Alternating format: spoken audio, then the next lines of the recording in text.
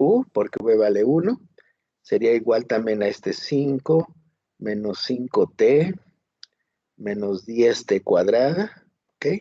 Y en el último caso, me quedaría v más 4t, pasando los números del otro lado, me quedaría, no, v es el que tengo, perdón, aquí me dejé llevar aquí por el orden, no, aquí me quedaría menos 2u más 4t, si me equivoco me corrigen por favor, igual a, como v vale 1, aquí me quedaría igual a menos 2. Entonces vean, el sistema ya se redujo, ¿no? Ya no está tan laborioso porque ya nada más tenemos dos incógnitas.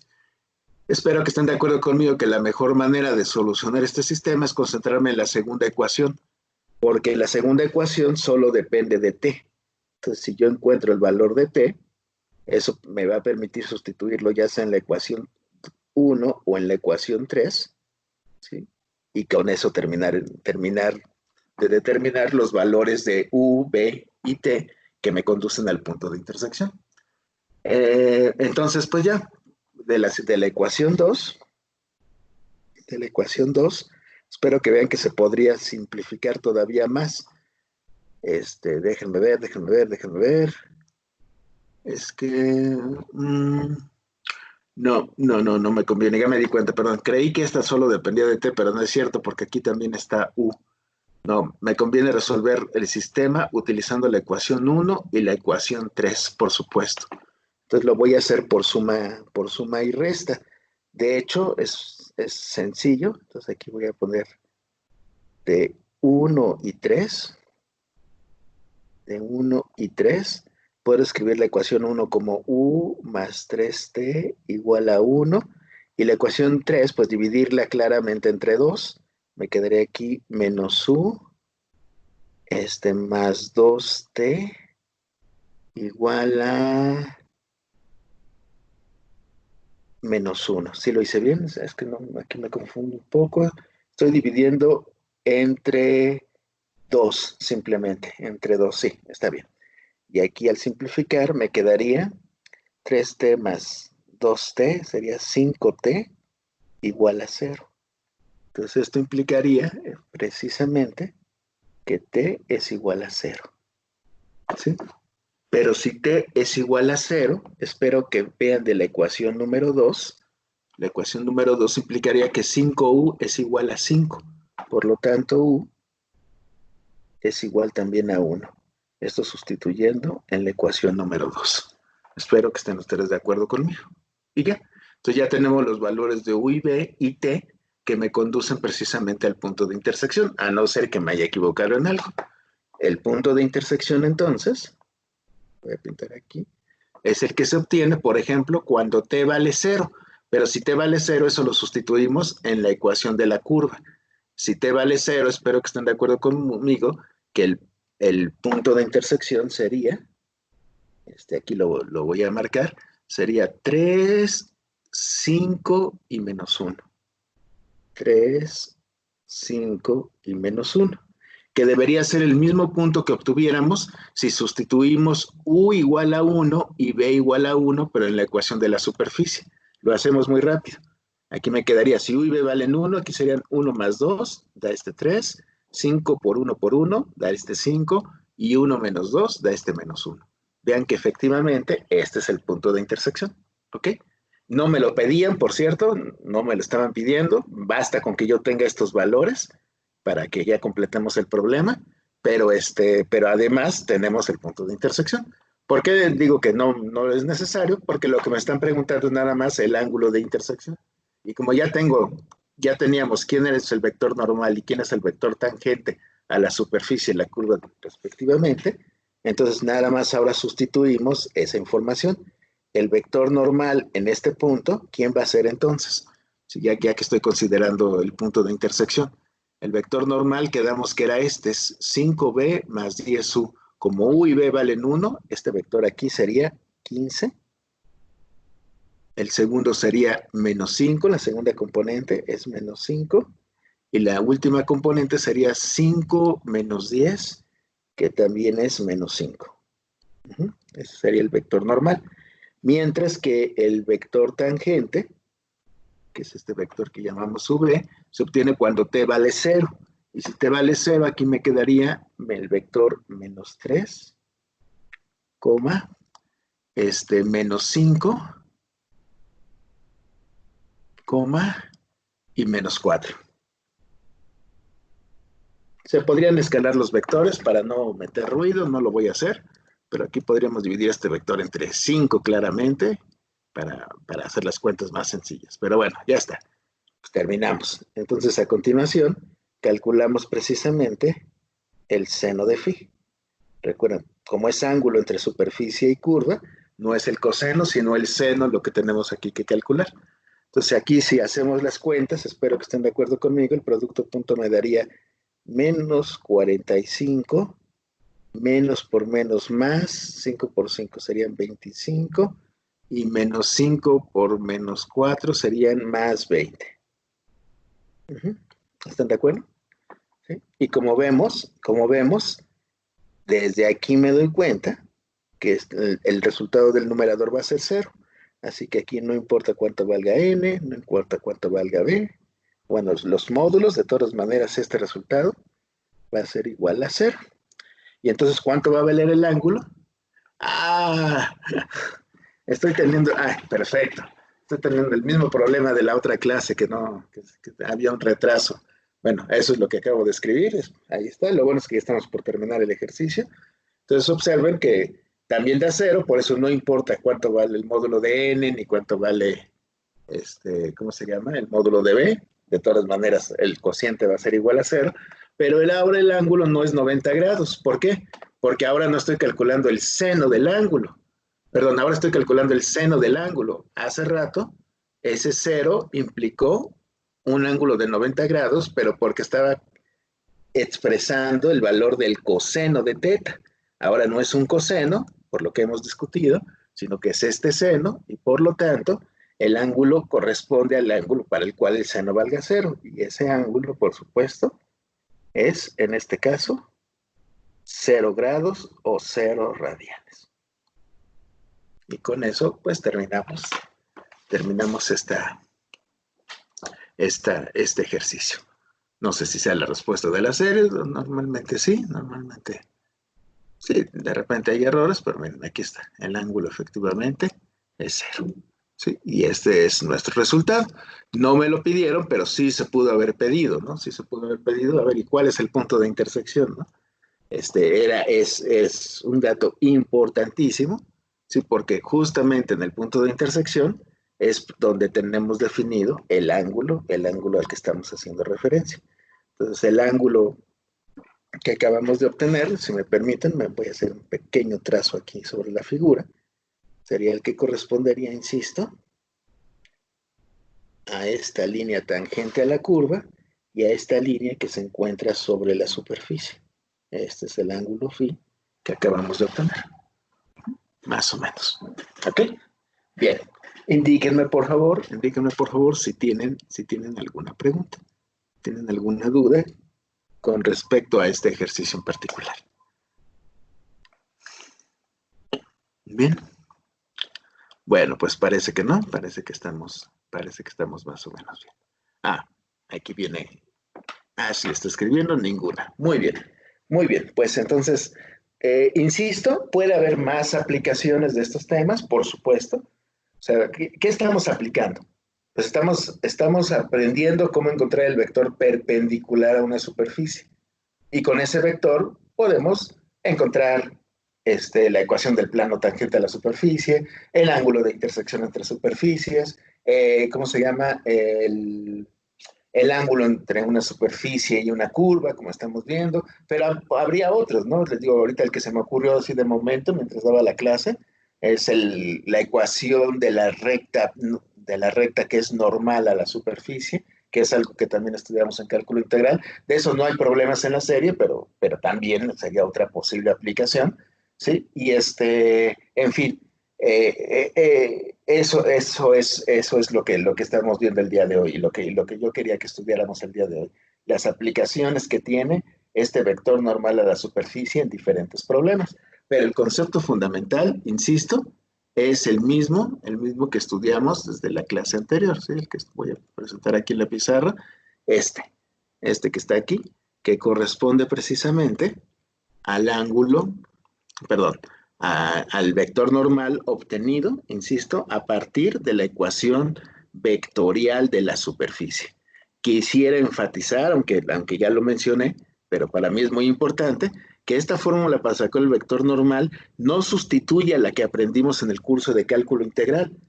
Las dos funcionan, solamente que una funciona en el caso de que la superficie esté expresada a partir de una función cartesiana, o sea, las variables son x, y, z, las variables cartesianas, o cuando esa misma superficie está expresada a partir de una función vectorial, ¿sí? Pero en realidad, como vimos en el problema que estudiábamos por acá, el problema de aplicación, ¿sí? Los vectores se pueden sacar con gradientes o los vectores se pueden sacar con este producto cruz.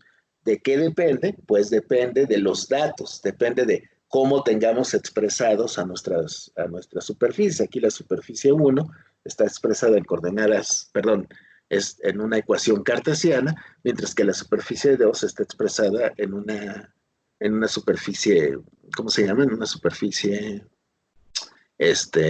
paramétrica que es prácticamente equivalente a la vectorial.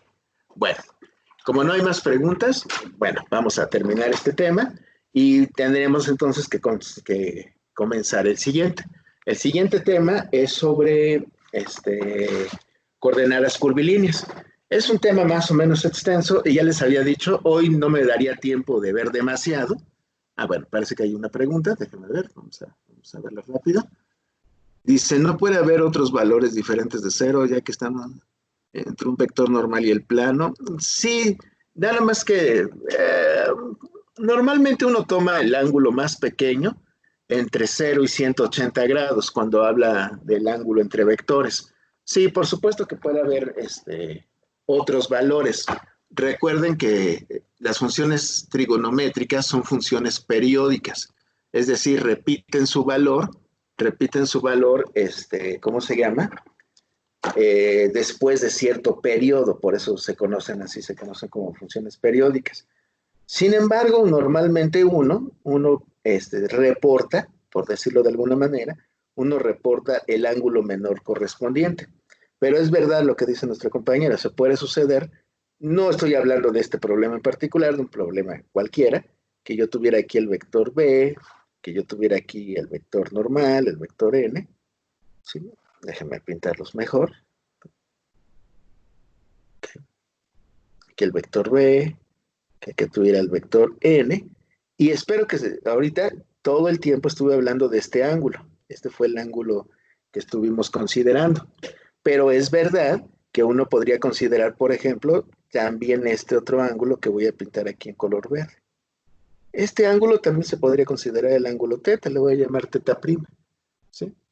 Entonces, siempre que tenemos dos vectores, podemos estar pensando precisamente ya sea en el ángulo más pequeño o en el ángulo más grande. Típicamente uno reporta el ángulo más pequeño. También puede suceder, y yo creo que hacia allá va el comentario de nuestra compañera, que el vector normal, fíjense, ahorita lo pinté, déjenme hacer referencia a esta figura, ahorita lo pinté apuntando hacia arriba, pero espero que estén de acuerdo conmigo que el vector normal también podría estar apuntando hacia abajo.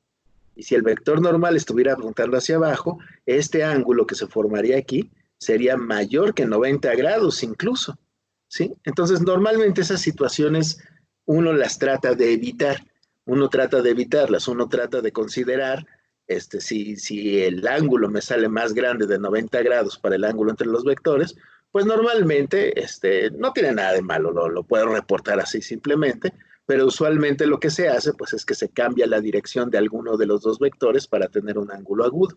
Ustedes no se preocupen, no quisiera que en este momento se preocuparan por eso, ahorita les voy a decir por qué. Si en algún problema en particular les sale que el ángulo entre las superficies es mayor de 90 grados, pues lo único que significaría es que el vector normal, en lugar de tomarlo hacia arriba, lo estoy tomando hacia abajo. Como bien dice nuestra compañera, pues hay dos direcciones posibles para el vector normal, ¿no? Entonces podría ser este ángulo que está aquí, que yo dibujé, o el ángulo que está por acá abajo, también sería el ángulo entre los vectores normales, dependiendo del signo. Si reportan uno o reportan el otro, los dos son correctos, ¿sí? No hay ninguna diferencia. Sí, insisto, la única diferencia es geométrica. Así que en lugar de considerar a este vector negro, por ejemplo, apuntando hacia arriba, lo pudieran estar considerando apuntando hacia abajo. Pero la definición es la misma. Nada más les va a dar aquí un ángulo mayor de 90 grados, un ángulo obtuso, y eso uno lo puede entender o lo puede determinar porque el coseno sale negativo. En esta fórmula me sale el ángulo me sale el coseno negativo. Recuerden que el coseno para un ángulo que está entre 90 y 180 grados es negativo. Entonces, eso querría decir si eso sucediera. Las dos respuestas son correctas. Ahorita no se preocupen por eso. Pueden tomar nada más el valor absoluto si quieren, para que siempre den el ángulo más pequeño. Pero insisto, si les diera aquí el número negativo, lo único que indicaría es que están tomando un ángulo mayor de 90 grados. Y lo que eso querría decir es que, insisto, que en lugar de estar tomando, por ejemplo, este vector hacia arriba, lo están tomando hacia abajo. Pero las dos respuestas serían correctas, o sea, no hay ningún problema. Ahora, ahorita no quiero que se preocupen por eso, ahorita quiero que nada más estudiemos el concepto, pero ya cuando vayamos hacia el final del curso, vamos a hablar de un concepto que se llama, no es que quiera adelantarme, solamente a razón de la pregunta que hace nuestra compañera, hay un concepto que se denomina superficie orientada.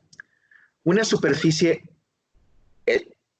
es orientada, es lo mismo que cualquier superficie, nada más que ahí sí nos va a interesar la dirección en la que nosotros definimos el vector normal. ¿Por qué nos va a interesar? Bueno, porque vamos a hablar de un concepto que se llama flujo. Hagan de cuenta que tuviéramos, sí, así tal como lo voy a decir, un río aquí y que tenemos agua fluyendo, por eso se llama flujo el concepto, y esa agua que viene aquí fluyendo atraviesa la superficie. En la dirección que tenemos el flujo es en la dirección que tenemos que especificar al vector normal. Si el agua viene, digamos, desde aquí abajo y cruza hacia arriba, y nosotros queremos saber el flujo que circula hacia arriba de esta superficie, tenemos que considerar el vector normal en esta dirección. Si nosotros quisiéramos el flujo que atraviesa la superficie, pero al revés, de arriba hacia abajo, entonces tendría que considerar el vector normal en la otra dirección.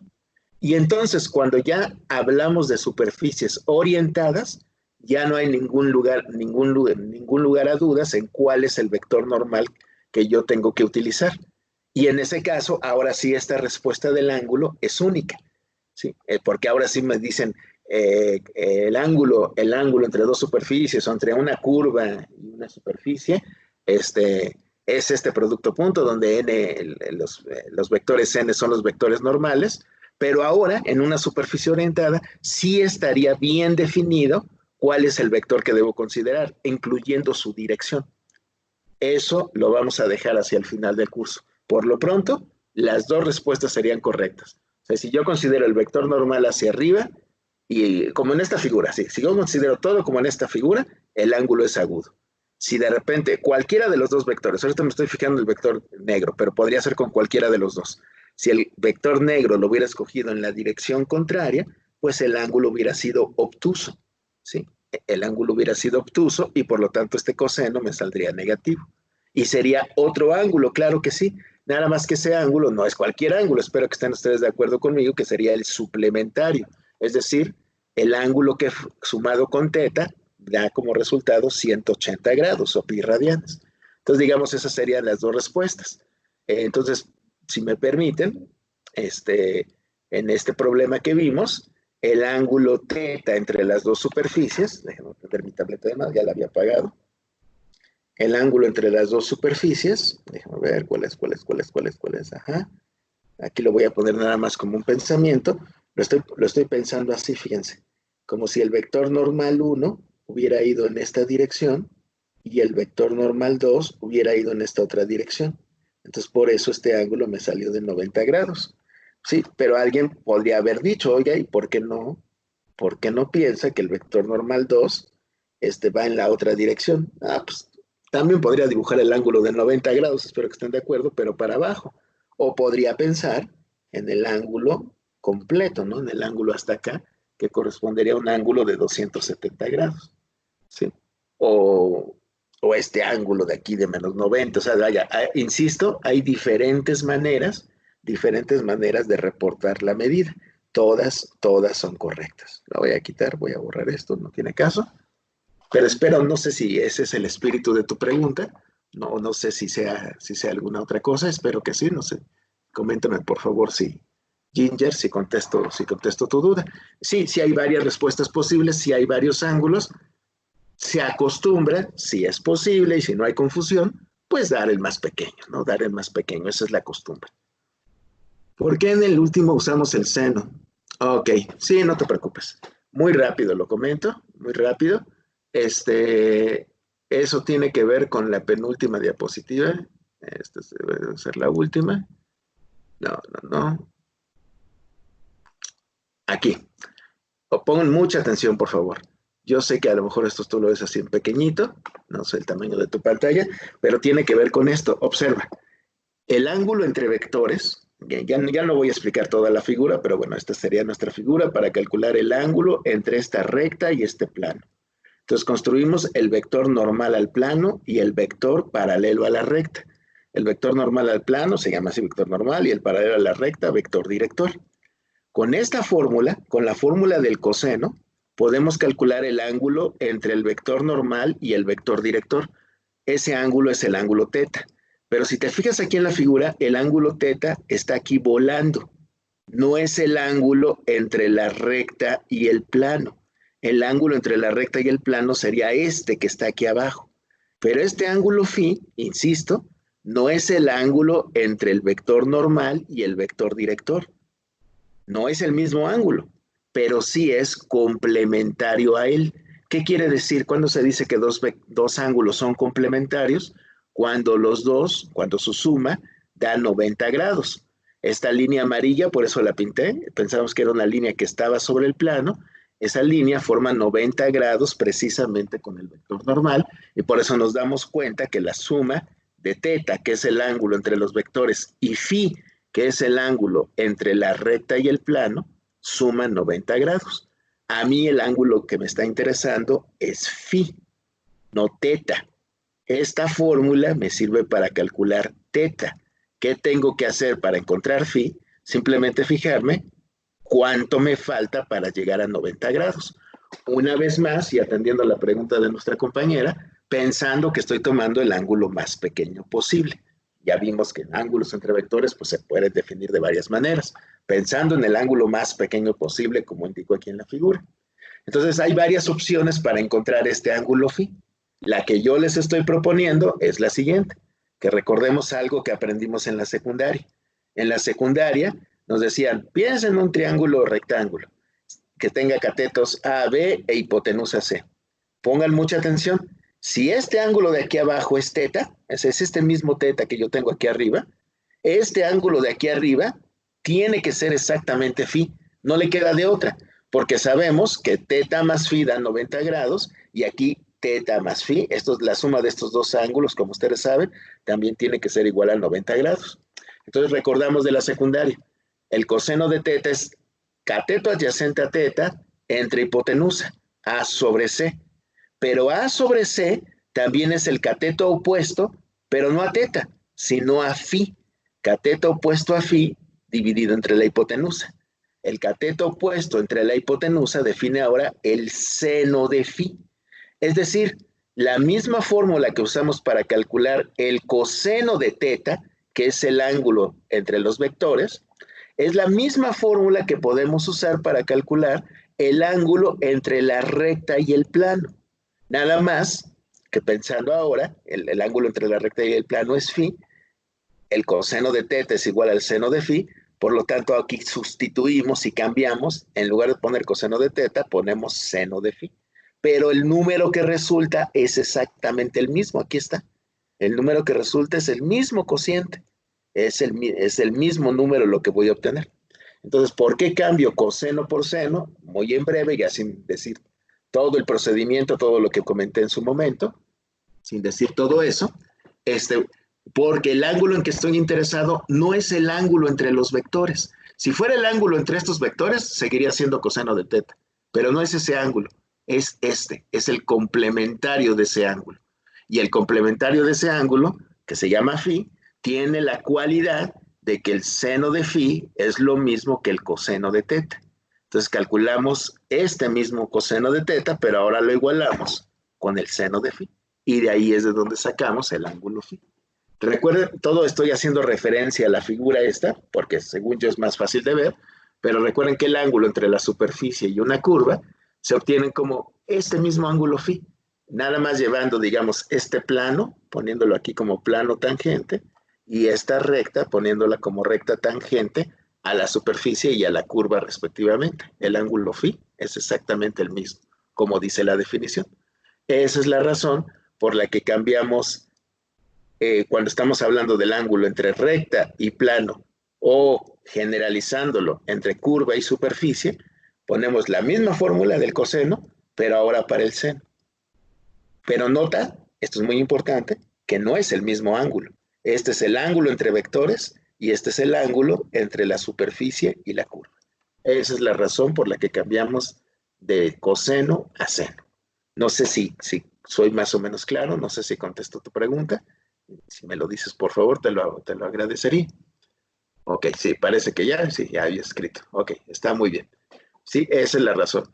Insisto, sí es cierto que no, este no es un concepto de cálculo vectorial. Como vieron, me tardé más en explicar, y lo expliqué de hecho, no nada más me tardé más, sino que lo expliqué a partir de una recta y un plano, que fue lo que estudiamos en geometría analítica. Seguramente recordarán que desde cálculo y geometría analítica ya hacían eso. Cuando calculaban el ángulo entre recta y plano, cambiaban el coseno por seno. ¿Por qué? Insisto, porque no están buscando el ángulo entre vectores, están buscando el ángulo precisamente entre la línea recta, entre la línea recta y la curva, que no es el mismo. Por eso, como no es el mismo ángulo, se cambia la función trigonométrica. Bien, ¿alguien tiene alguna otra pregunta? ¿Alguien tiene alguna duda? Bueno, denme un segundito. Quisiera, antes de terminar la clase del día de hoy, déjame ver si lo tengo aquí. Sí. Les voy a compartir este documento. Déjenme ver si es el correcto. Sí, sí, miren, este documento son unas notas que hice muy rápido sobre el tema que va a venir a continuación. El tema que va a venir a continuación, que es el de coordenadas curvilíneas. Les pediría, por favor, que le den una primera leída. Lo que sucede es que, como ven, hay mucha teoría. Hay mucha teoría. Ahorita se los voy a compartir con mucho gusto. ¿Sí? Hay mucha teoría, está más o menos desglosada. La clase que entra, no nos vamos a poner a leer esto, por supuesto. La clase que entra lo voy a explicar paso a paso, pero no voy a escribir todo lo que está aquí, o sea, si no, no acabamos nunca. Entonces, permítanme mandarles este documento como el apunte digamos, sí, como nuestra referencia de lo que vamos a estudiar la próxima sesión. Eh, y me gustaría, si les es posible, pues que le dieran una primera lectura. Probablemente no lo van a hacer porque hay tarea para entregar. Entonces, si quieren, mejor se los comparto así. No, lo comparto de una vez, por si alguien puede avanzar, eso le va a facilitar mucho la comprensión del siguiente tema. Entonces, no sé si prefieran que lo ponga ahorita aquí en la reunión de Skype, si lo posteo aquí, o si lo prefieren, lo pongo en la página de trabajo, que era lo que iba a hacer. Déjenme ver, déjenme ver. Lo voy a poner mejor en la página de trabajo, pero se los comento para que, pues digo, por si alguien no está en la clase, lo pueda descargar en algún otro momento. Entonces aquí, denme un segundito nada más. Aquí, nada más para que vean dónde lo voy a poner. Estamos aquí en el tema número 2. Y aquí en el tema número 2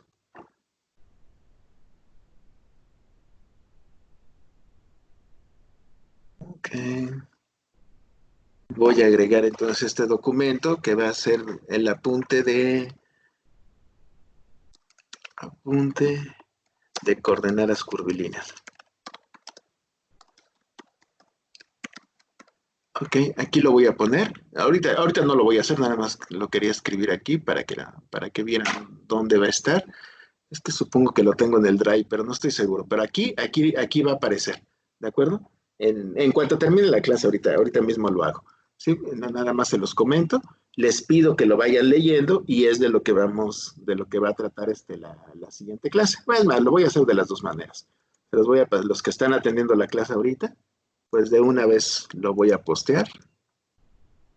Sí, de una vez lo voy a postear, déjame ver. Ok, pues aquí lo tomo. Es este.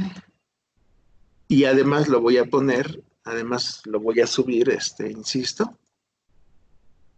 Además lo voy a subir a la página de trabajo por si alguien no asistió. Entonces, este es el documento. Les pido que lo vayan leyendo, insisto. No, es un tema nuevo. Hay algunas personas a las que se les complica un poquito. Sobre todo porque de repente como que quedan muy lejanas las clases cuando se vio el triedro móvil y, ¿cómo se llama? Los vectores tangentes a las curvas. De repente, en un curso normal, ahorita vamos muy rápido, pero en un curso normal, de repente esos temas quedan muy atrás y cuando uno llega de nuevo, cuando uno llega al tema de coordenadas curvilíneas, como que ya se le olvidaron muchas cosas. En nuestro caso tenemos la ventaja de que por ir más o menos rápido, más o menos vamos a tener fresco lo que vamos a requerir. Pero de todas maneras les pido, si puede, si les es posible, si no, bueno, ni hablar, pero ténganlo como referencia para lo que voy a platicarles la clase que entra. Entonces la clase que entra ya no escribiré tanto, me concentraré simplemente, como les comento, en, en ir haciendo la explicación y esto lo vamos a tomar como nuestras notas. No están al 100% bien, o sea, vaya, es un trabajo que hice muy rápido, sí, pero bueno, ojalá si les puede ser de utilidad, bueno, pues ahí se los dejo para que quede como referencia. Bueno, entonces con esto, no sé si hay alguna otra pregunta, alguna otra duda, alguna cuestión. Parece que no. Entonces, bueno, pues con esto entonces terminamos la sesión del día de hoy. Les voy a compartir también la pizarra. Voy a compartir la pizarra que hicimos el día de hoy. Recuerden que tiene el mismo nombre de la semana pasada, perdón, de la clase pasada. Entonces tengan cuidado a la hora de que las descarguen. No, de repente la podrían borrar porque creen que la tienen dos veces. Tengan cuidado. Una es una versión más actualizada que la otra. Esta es la que correspondería a esta semana. ¿Sí? Esta que les está llegando ahora. No la veo. Ah, sí, ya llegó. Ah, es que la otra nunca la mandé, perdón. Perdón, no me había dado cuenta. Nadie me dice. Ahí está. Nada más la había puesto, pero no la había mandado. Ahí está. Entonces ahí están ya los dos archivos, tanto la pizarra como el de coordenadas curvilíneas, para que ya lo tengan a la mano. De todas maneras, también lo voy a poner en la página de trabajo. Bien. ¿Alguien tiene alguna duda? ¿Alguien tiene alguna observación? ¿Alguna cuestión? Coffee, por fin, qué bueno que ya llegó, perfecto, lo estábamos esperando, muy bien. ¿Alguien más? ¿Alguien más tiene alguna duda, alguna cosa? Bueno, insisto, tienen tarea para el próximo martes, concéntrense en hacerla muy bien, por favor. Lean esto si les es posible y recuerden que de aquí a un par de semanas estaremos ya discutiendo, ponernos de acuerdo en la fecha de nuestra primera evaluación. Entonces estamos ya muy cerca de llegar a ello, se los digo no para causar pánico ni nada, sino pues para que lo vayamos empezando a organizar nuestras notas, a hacer nuestros ejercicios, a preparar nuestras preguntas, si es que nos surgen. Recuerden que al inicio de todas las clases me pueden preguntar cualquier duda, no nada más del tema que estamos viendo, sino también de algo que hayamos visto ya tiempo atrás. Entonces, aprovechen este tiempo para irse preparando para el examen y si salen dudas con respecto a temas anteriores, bueno, pues que tengamos la oportunidad de resolverlas con oportunidad, pues sí, con prontitud. Bien, ¿alguien tiene alguna pregunta, alguna duda más? Ok, bueno, pues parece que no. Pues les agradezco mucho entonces su atención. Ojalá vayamos avanzando bien, ojalá